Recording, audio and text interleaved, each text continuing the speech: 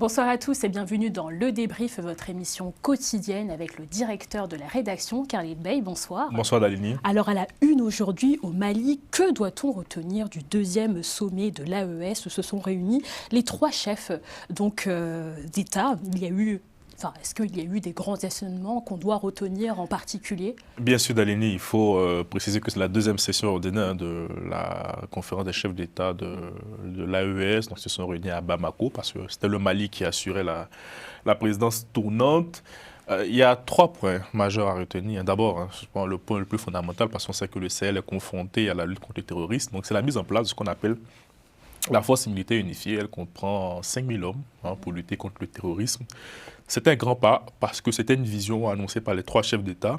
Et aujourd'hui, elle a pris cher, j'ai envie de vous dire, pour rester dans le langage de la nativité. Ensuite, on a l'inauguration de la banque d'investissement qui est dotée de 500 milliards de francs CFA. Et il y a un point assez intéressant pour nous, journalistes, pour nous, hommes de médias, c'est le lancement de la chaîne de télévision AES, Télé AES, donc pour continuer à promouvoir les activités de ces trois pays. Alors, ça, ce sont les grands enseignements, mais il y a aussi la suite, la vision. Ils se sont penchés sur trois grands projets. D'abord, la mise en place aussi d'une compagnie aérienne. Moi, j'ai hâte de voir ce que ça va donner. La construction d'autoroutes et d'un chemin de fer qui va relier Bamako, Ouagadougou, Niamey. Vous vous rendez compte?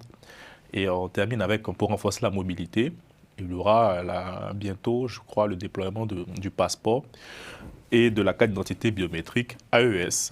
Lors de ce sommet, le capitaine Ibrahim Traoré a pris donc la présidence de l'AES. Quelles sont ses priorités? Alors, il a été désigné, on l'avait dit, comme président de cette confédération pour 1 an. Il a passé son mandat sous le signe de la continuité, de l'humilité, de l'accélération de l'action confédérale. Sur le plan sécuritaire, il va aller très vite avec notamment l'intensification des actions de la force unifiée, comme je vous ai évoqué en début.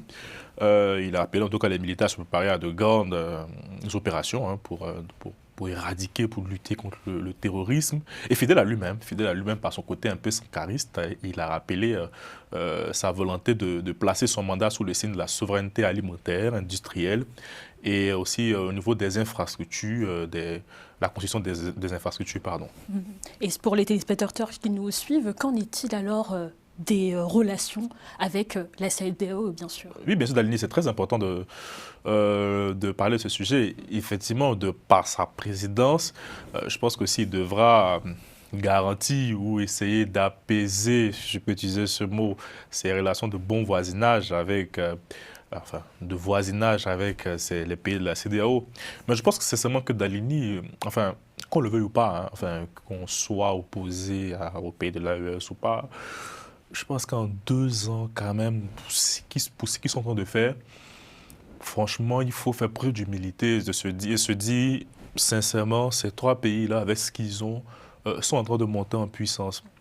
Et moi, en toute humilité encore, j'invite la CEDEAO à faire son deuil et à acter pour une fois de plus, pour une fois définitivement, que ces trois pays ne reviendront jamais à la maison. Et réfléchir plutôt à des formes de collaboration avec l'AES. Je pense que c'est ce qui est le plus intéressant. Mais bon, pour pouvoir le faire, il faut établir une véritable confiance. Je pense que les événements au Bénin nous éloignent bien de cette relation de confiance. Mais en tout cas, merci pour ce récapitulatif et donc cette analyse. Merci de nous avoir suivis. C'est la fin du débrief. Merci à Moustapha Kanté pour la réalisation et bonne suite de programme sur Global Africa.